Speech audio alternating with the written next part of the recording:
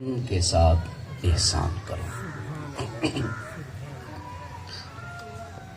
اللہ تبارک و تعالی نے اس کائنات میں انسان کے لیے اس کائنات کا جو سب سے عظیم تحفہ انسان کو عطا کیا وہ انسان کے والدین ہیں، اور والدین میں بھی ایک باپ شامل ہے اور ایک ماں شامل ہے۔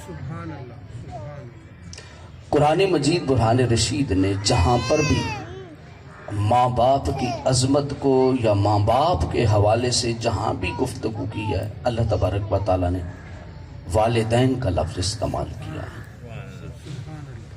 اور والدین یہ جمع ہے، اس کو آپ ماں باپ کو اکٹھا کیا جائے تو والدین بنتے ہیں۔ والد کی جمع کوئی نہیں ہے۔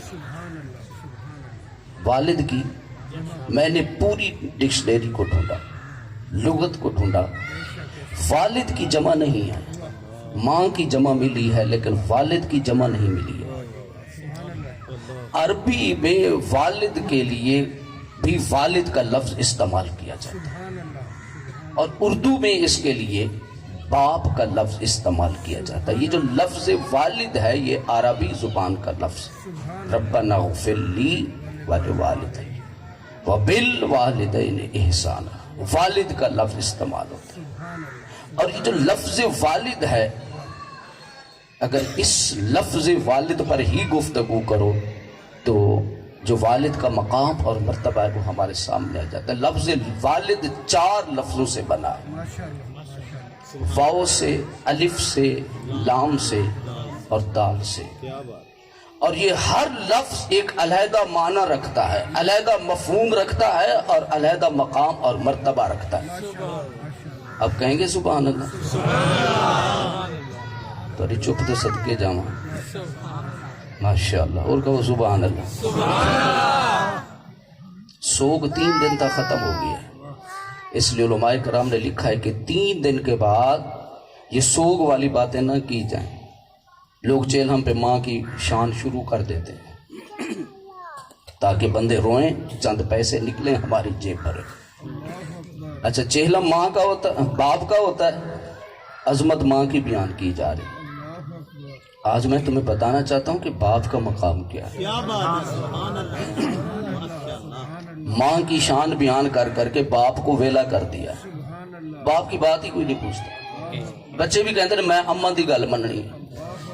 ماں باپ گھر میں ماں باپ کا کسی بات پہ اختلاف ہو جائے، میں مثال پہ بچے کو کہتا ہے یہ تو نے فلاں جگہ پہ رشتہ کرنا ہے، باپ کہتا ہے یہاں پہ کرنا ہے، ماں کہتی ہے یہاں پہ کرنی ہے۔ اچھا، بچے کی کہتے ہیں میں اماں دی نافرمانی نہیں کرنی، میں اماں دی گل مننی ہے، حالانکہ ماں کو، اس ماں کو بھی حکم ہے کہ تو بھی اپنے بندے کی بات کو مان۔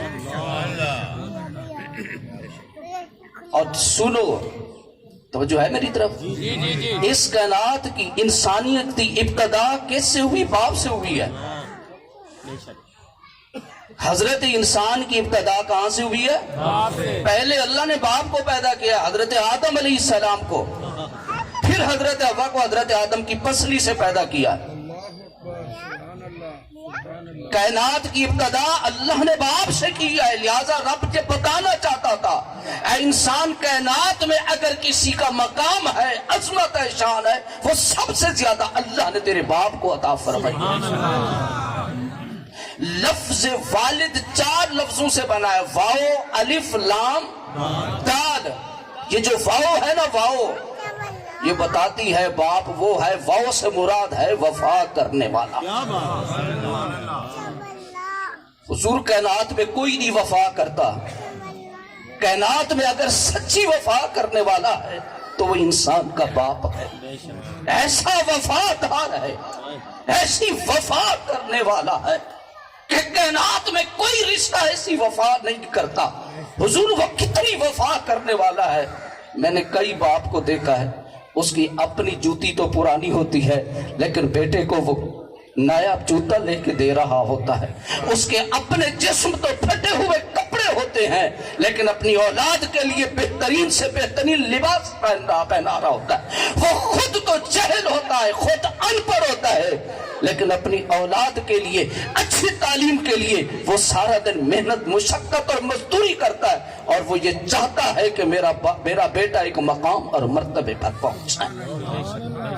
وفا کرنے والا، واؤ سے مراد بولیں جڑے چپ کر کے بیٹھے تسی خالی لنگر نہیں کھان والے، بڑا لمبا سفر کر کے ماشاءاللہ تو کو سیکھ کے جاؤ۔ واؤ سے مراد وفا کرنے والا، اور آگے الف ہے، الف سے مراد ہے الفت کرنے والا،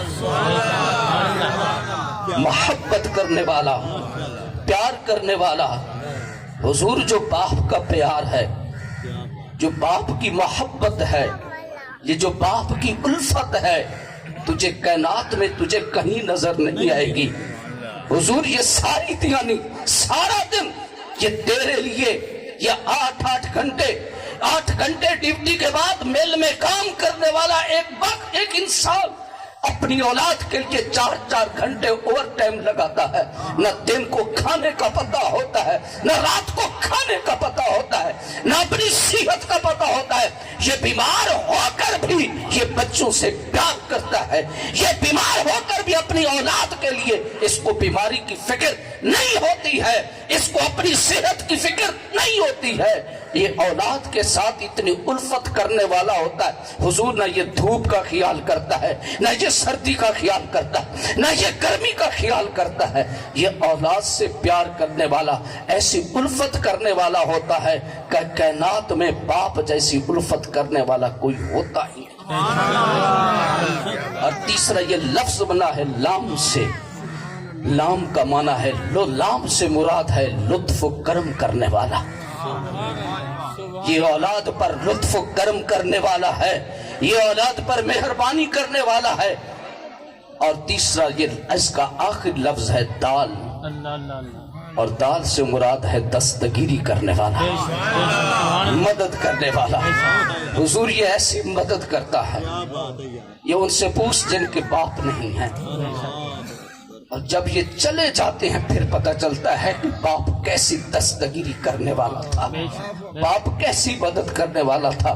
میں نے ایک کتاب میں پڑھا ہے، ایک باپ اور بیٹا کھڑے تھے، توجہ ہے آپ کی میری طرف؟ ایک باپ اور بیٹا کھڑے تھے، باپ نے اپنے بیٹے کے کاندھے پہ ہاتھ رکھا اور کہا کہ بیٹا مجھے بتا کائنات کا سب سے طاقتور انسان کون ہے؟ کائنات کا سب سے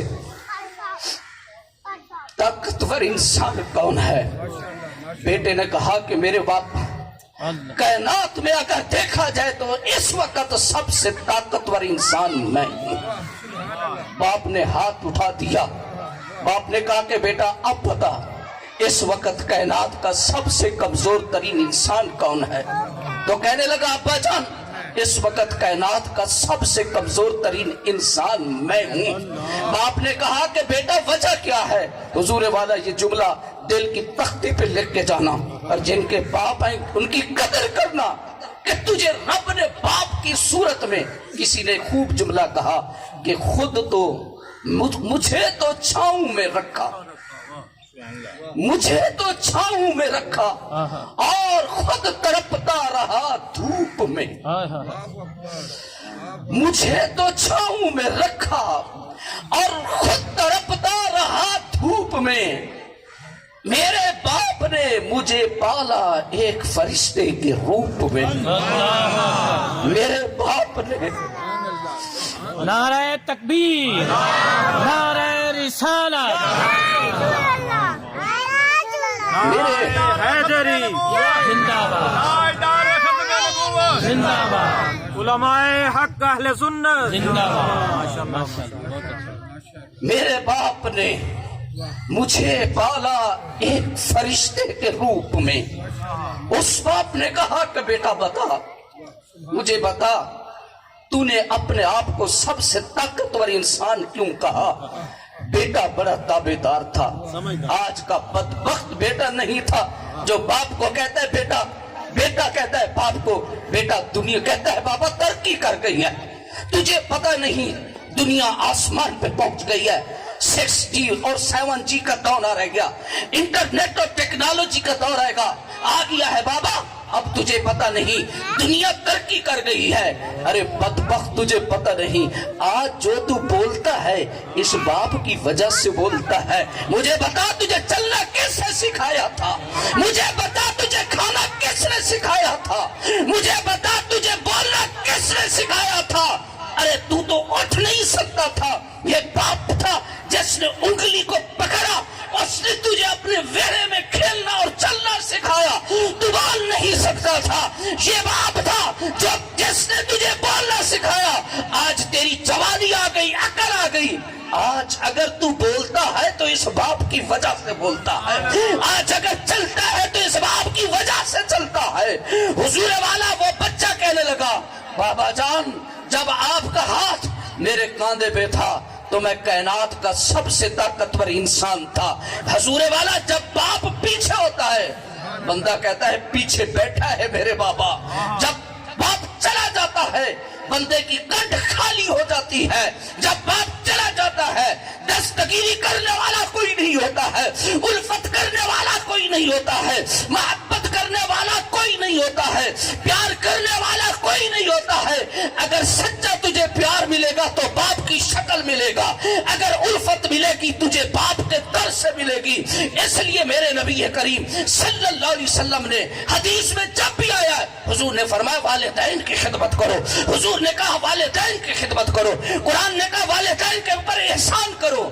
اور والدین میں جب پہلا نام آئے گا تو باپ کا نام آئے گا, پھر ماں کا نام آئے گا. لفظ باپ, یہ جو لفظ باپ ہے یہ 3 حروف سے بنا ہے. با کے ساتھ بنا ہے, الف کے ساتھ بنا ہے, اور اس کے بعد لفظ بے سے بنا ہے. یہ جو لفظ بے ہے اس سے مراد ہے کہ برکت والا. کہہ دے سبحان اللہ. میرے حضرت تمہیں حدیث سنا رہے تھے, میرے حضرت تمہیں حدیث سنا رہے تھے. حضور والدین وہ ہیں, پیر چلا جائے شاید اس کے جانے کے بعد مرید کو فیض ختم ہو جائے. یہ ہو سکتا ہے کیونکہ حدیث میں نہیں آیا. یہ ہو سکتا ہے کہ مرید کا پیر کو مرید کا فیض نہ ملے. یہ ہو سکتا ہے, پاسبل ہے, ضروری نہیں ہے. پتہ نہیں پیر کیسا تھا یا پیر کے بعد مرید کیسا بنا, نہیں. لیکن حضور والا باپ اگر گنہگار بھی ہو, رب نے یہ نہیں کہا کہ باپ کوئی کلندر ہو. رب نے یہی کہا, نہیں کہا ولی ہو, متقی ہو, صالح ہو, پارسا ہو, نہیں کہا. رب نے کہا کتب و ابدال, اور رب نے نہیں کہا. میرے نبی کریم صلی اللہ علیہ وسلم نے ارشاد فرمایا, میرے نبی نے فرمایا جس کا باپ فات ہو جائے اس کی اولاد میں سے جو بھی ہر جمعے کو والدین کی قبر پہ حاضری دیتا ہے, میرے مصطفیٰ نے فرمایا اللہ اس اولاد کی بخشش فرما دیتا ہے. میں نے کلخانی پہ بھی جملہ کہا تھا ان کے گھر میں, یہ حدیث میں نے بیان کی تھی, اور یہاں پر جملہ یہ کہا تھا. میں نے کہا حضور والا سمجھ, حدیث کی ڈیپ میں جاؤ. ہر چیز کا ایک ظاہری معنی ہوتا ہے, ایک اس کا باطنی معنی ہوتا ہے. حضور والا چاہیے تو یہ تھا, رب یہ کہتا, میرا نبی یہ کہتا جب اولاد اپنے باپ کی قبر پہ جائے اللہ باپ کی بخشش کر دیتا ہے. لیکن میرے نبی نے فرمایا اللہ اولاد کی بخشش کر دیتا ہے. کہیں سبحان اللہ. یہ بات چپ کر کے نہیں سننے کے, کہیں سبحان اللہ. یا رسول اللہ صلی اللہ علیہ وسلم, آقا آپ نے والدین کا کیوں نہیں کہا؟ اللہ اولاد کے جانے سے والدین کی بخشش کر دیتا ہے. آقا یہ کیوں نہیں کہا؟ جواب آیا, اے میرے ماننے والے, جب اولاد جائے گی والدین کی قبر پہ جائے گی, جب جا کے کہے گی ربنا اغفر لی ولوالدی, جب یہ دعا مانگے گی اس دعا کی برکت سے اللہ اس کے باپ کو بخشے گا. اب جب باپ دعا کرے گا اللہ اس کی برکت سے اس کی اولاد کو بخش دے گا. یہ اس کو اجر ملے گا, یہ اس کو مقام ملے گا, یہ اس کو رتبہ ملے گا. با سے مراد ماشاءاللہ, با سے مراد حضور جب تک باپ رہتا ہے گھر میں برکتیں آتی ہیں. یہ باپ کے جانے سے برکتیں ختم ہو جاتی ہیں. یہ ان کو احساس ہوتا ہے جب باپ چلا جاتا ہے اس کائنات سے. یہ برکتیں اس وقت ختم ہو جاتی ہیں. بے سے مراد برکت والا, الف سے مراد الفت والا, اور بے سے مراد ہے پیار کرنے والا. میں آخری حدیث عرض کروں, 45 منٹ آخری حدیث ہے. حضور باپ کیسے پیار کرتا ہے. حضور کی بارگاہ میں ایک شخص ہے, امام جزری نے اس کو نقل کیا ہے. حضور علیہ الصلوۃ والسلام کی بارگاہ میں ایک شخص ہے, کہنے لگا یا رسول اللہ صلی اللہ علیہ وسلم, آقا میرا جو باپ ہے نا, یہ مجھ سے میرا مال زبردستی چھین لیتا ہے, زبردستی میرا مال چھین لیتا ہے. آج ماں باپ, بوڑھے ماں باپ گھر میں بیٹھے ہوتے ہیں, صاحب بہادر گھر میں آتے ہیں, بچوں کے لیے فروٹ کے شاپر لے کے آتے ہیں, سیدھا سیڑھیاں چڑھ کے اوپر چلے جاتے ہیں, اور کئی ظالم ایسے تو اوپر کپڑا ڈال دیتے کہ ماں باپ نہ دیکھیں. ارے ظالم تو کتنا ظالم, یہ وہ تیرے ماں باپ تھے جو اپنے منہ سے نکال کے تیرے منہ میں دیتے تھے. وہ شخص حضور کی بارگاہ میں آیا, عرض کی یا رسول اللہ صلی اللہ علیہ وسلم, آقا میرا جو باپ ہے مجھ سے زبردستی چھین لیتا ہے. وہ حضور کی اپنے باپ کی نبی کی بارگاہ میں شکایت لے کے آیا. جب میرے نبی نے سنا, میرے نبی نے صحابہ کو کہا کہ جاؤ اس میرے صحابی کو بلا کے لے آؤ. وہ صحابی اس بندے کے پاس گیا, کہا کہ آقا تمہیں بلاتے ہیں, اور اس نے پوچھا خیر تو ہے. اس نے کہا تیرا بیٹا تیری شکایت کر رہا ہے. اچھا عرب کے لوگ جو تو شعراء تھے, گھر گھر میں شہر تھا, گھر گھر میں شہر تھے, بڑے بڑے شعراء تھے. جب وہ گھر سے نکلا نا, اس نے چند اشعار سوچے کہ جا کر حضور کی بارگاہ میں یہ سنا دوں گا. اللہ اکبر. ابھی وہ حضور کی مجلس میں گیا نہیں تھا, جبریل نے پہلے بتا دیا یا رسول اللہ صلی اللہ علیہ وسلم, آقا جب آپ کا غلام ہے نا, اس کی شکایت, اس کی شکایت کا ازالہ بعد میں کرنا, پہلے اس کو کہنا کہ جو شعر لکھا ہے وہ سنائیں. یہاں پر ایک جملہ عرض کر رہا ہوں, اور یہ شکر گڑھ کی سرحد تک کر کے جملہ جا کے سنانا ہے میرا. سنائیں گے, کہیں انشاءاللہ سنائیں گے, اور اپنے اولادوں کو بھی یہ جملہ سنانا ہے. آج میں اس حدیث کی شرح میں پڑھ رہا تھا, اللہ اکبر, ایک عالم نے بڑا جملہ لکھا. اس نے کہا کہ دیکھیں ابھی وہ بندہ حضور کی بارگاہ میں نہیں گیا, جو اس نے قبلہ شاہ صاحب جو شعر لکھے تھے ابھی نبی کی بارگاہ میں نہیں پہنچا, اس کی آہ رب کی بارگاہ میں پہلے پہنچ گئی.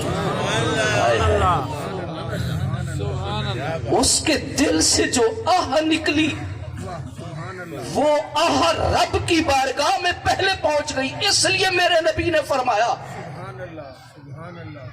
باپ جب اولاد کے لیے دعا کے لیے ہاتھ اٹھاتا, اور یہ بھی جملہ, باپ بہت کم دعا دیتا ہے.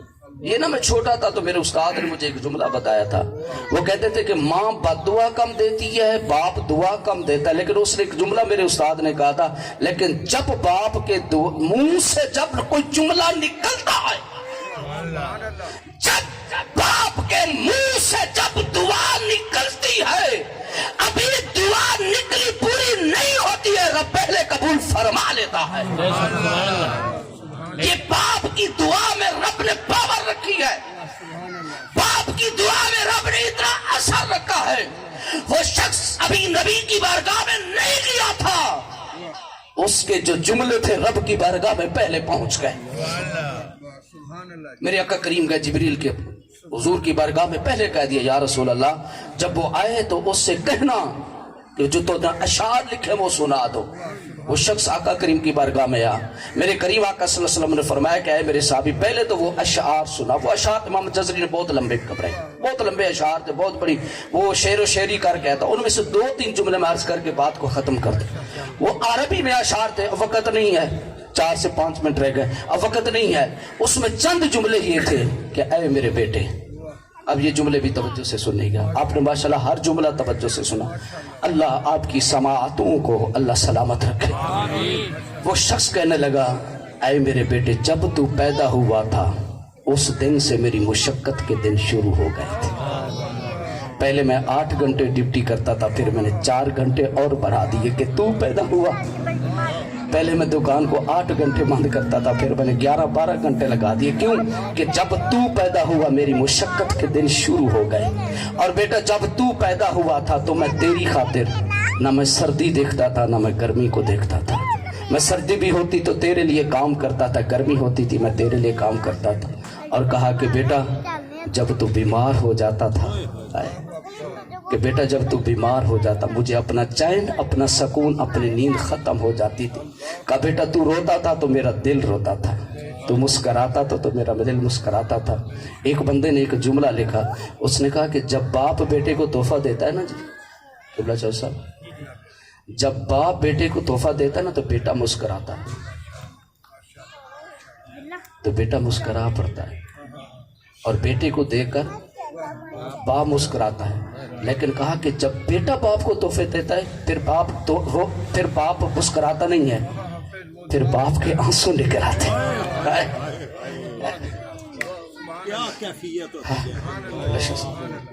जब औलाद अपने माँ बाप को कोई तोहफा पेश करती फिर बाप हंसता नहीं, फिर बाप के मोहब्बत के आंसू निकलते, फिर उसके दर्द कर्ब वाले आंसू निकलते हैं। और उस वक्त जब उसके दिल से दुआ निकलती है, जब कोई औलाद अपने बाप को कुछ देती है, अपनी माँ को कुछ देती है, हुजूर वाला जब उस वक्त दुआ निकलती है, उस वक्त उसकी दुआ और रब के दरमियान कोई रास्ता ही नहीं, कोई फासला रहता ही नहीं है। उसने कहा कि या रसूल अल्लाह, कि जब ये पैदा हुआ था मेरी तकलीफ के दिन शुरू हो गए। आका ये छोटा था, मैं इसके लिए मेहनत करता, खाने का, पीने का, कपड़ों का, रिहाइश का, खुराक का, तालीम का, स्टडी का, हर एक चीज का एहतमाम किया। सर्दियां नहीं आती थी, इसके सर्दियों के कपड़े पहले खरीद लेता था, गर्मियां नहीं आती थी, गर्मियों के कपड़े पहले खरीद लेता था। ये कहता नहीं था, इसके कहने से पहले मुझे पता होता था। एक बाबा जी बात मेरी फिर एक बात और निकल आई। एक नौजवान ना एक बुजुर्ग के पास गया और कहने लगा कि बाबा जी मेरे बाप की मुझे समझ नहीं आती है, मैं वो जो भी कहता है मैं उसको ले देता हूँ, वो फिर भी नाराज रहता है। कहा बेटा यही तो उसकी नाराजगी की वजह है। किबला शाह साहब, कहा यही तो उसकी नाराजगी की वजह है। कहा हुजूरे वाला वो जो कहता है मैं ले देता हूँ, कहा यही तो वजह है उसकी नाराजगी की। कहा हुजूर वो राजी कैसे होगा? कहा बेटे उसको कहना भी ना पड़े। है ये जुमला मैं तुझे कैसे समझाऊं, ये जुमला तुझे मैं कैसे समझाऊं? कहा उसको कहना ना पड़े। हुजूर बे औलाद के कपड़े ना हो, बाप तो खुद लेके आता है, गर्मी आ जाए ठंडे कूलर का एहतमाम करता है, बिल नहीं भी दे सकता, वो कहता है यार मैं मजदूरी और ज्यादा कर लूंगा, वो एहतमाम करता है। कहा बेटा यही वजह है, कहा जिस तरह उसने तुझे बिन मांगे दिया था, जब तू भी उसका बिन मांगे ख्याल कर, तुझे पता होना चाहिए अब उसको दवाई की जरूरत है, उसको मांगने की जरूरत ही क्यों पेश आती है? तेरा बाप होकर तुझसे मांगे, उसको मांगने की जरूरत पेश ही क्यों आती है? तुझे पहले पता हो आज इसको फला चीज की जरूरत है, आज इसको फला चीज की जरूरत है, मैं बात को खत्म करूं। वो शख्स हुजूर की बारगाह में, ये जुमले मेरी तरफ देखो, वो शख्स हुजूर की बारगाह में जुमले कहता रहा। अब तवज्जो मेरी तरफ करें, ये जुमला मेरा बेटा बैठ के सुनो। मकसूद भाई एक मिनट बस। अब मेरी तरफ देखो, जब वो अशार पढ़ रहा था, साहबा कहते हैं हुजूर इतना रो रहे थे, हुजूर की दाढ़ी मुबारक आंसू से तर हो गई, हुजूर रो रहे थे। जब उस बंदे ने अपनी इस तारीख को, अपनी बात को खत्म किया, मेरे हुजूर उठे, मेरे नबी ने जुमला कहा, मेरे नबी ने फरमाया ऐ नौजवान क्या तुझे पता नहीं तू भी अपने बाप का है, तेरा माल भी तेरे बाप का है। ये जितना कमाया है, आज तू engineer, doctor, professor, MLA, MPa, सदर बन गया, तू फला मकाम पे चला गया, अरे आज तू डॉक्टर है तो इस बाप के सदके से है, आज तू इंजीनियर है इस बाप के सदके से है, तू प्रोफेसर है इस बाप के सदके है, तू आलिम है, कारी है, हाफिज है, मुहद्दिस है, मुकर्रिर है, मुफस्सिर है, हाजी है, नमाजी है, जो कुछ भी है, तू सांस भी लेता है इस बाप के सदके लेता है, तू देखता है इस बाप के सदके ले भी देखता है। अरे क्यों? اگر یہ نہ ہوتا تو تجھے وجود نہ ملتا. آج تجھے یہ وجود ملا ہے، اس باپ کے صدقے ملا ہے. تجھے مال، دولت، عزت، مرتبہ، شہرت، جنت، جو کچھ بھی ملا ہے اس باپ کے صدقے ملا ہے. ارے اپنے ماں باپ کی قدر کرو، اپنے والدین کی قدر کرو. یہاں پر آج میں نے ماں کا ذکر نہیں کیا ہے. میں آخری حدیث بھی بیان کروں، کہیں پر میری مائیں بہنیں، میری مائیں ناراض نہ ہو جائے. میرے آقا کریم صلی اللہ علیہ وسلم کی بارگاہ میں ایک شخص ہے، عرض کیا کہ میرے اوپر یہ بتا، میرے اوپر سب سے زیادہ حق کس کا ہے؟ میرے نبی نے فرمایا تیری ماں کا. پھر پوچھا، میرے نبی نے فرمایا تیری ماں کا. پھر پوچھا، میرے نبی نے فرمایا تیری ماں کا. جب چوتھی مرتبہ کہا تو کہا پھر باپ کا. اب اس حدیث کو بھی سماعت فرما لیں. 3 مرتبہ ماں کا کیوں کہا؟ 3 مرتبہ ماں کا کیوں کہا؟ اس میں میں بات کروں گا تو میری بات بہت لمبی ہو جائے گی. میں معذرت کے ساتھ میں اس بات کو، میں قرآن سے آیات نہیں کوٹ کر رہا، میں ادھر نہیں جا رہا. اس لیے 3 مرتبہ ماں کا کہا کہ قرآن کہتا ہے قرہم و وضعتہ قرہا و حملہ و فصالہ 30 شہرا. قرآن نے کہا تیری ماں نے تیرے لیے 3 تکلیفیں برداشت کی ہیں. پہلی تکلیف پیٹ میں رکھا، دوسری تکلیف پیدا کیا، تیسری تکلیف تجھے دودھ پلا. یہ 3 تکلیفیں ہیں. اور ایک تکلیف، اگر ایک تکلیف بھی پہاڑوں پر رکھ دی جائے، پہاڑ ٹکڑے ٹکڑے ریزہ ہو جائیں گے. لیکن اس ماں نے تیری یہ تکلیفیں برداشت کی ہیں، اس لیے میرے نبی نے فرمایا اس نے 3 تکلیفیں برداشت کی ہیں. میرے نبی نے 3 مرتبہ اس کا حق دے دیا. چوتھی مرتبہ کہا کہ اب تیرے باپ کا حق ہے. اللہ پاک کی بارگاہ میں دعا ہے اللہ میری گفتگو کو قبول فرمائے. گفتگو میں اگر کوئی کمی بیشی رہ گئی ہے، کوئی غلطی ہو گئی، اللہ کی بارگاہ میں توبہ کا طلبگار ہوں. جو صحیح گفتگو کی ہے اللہ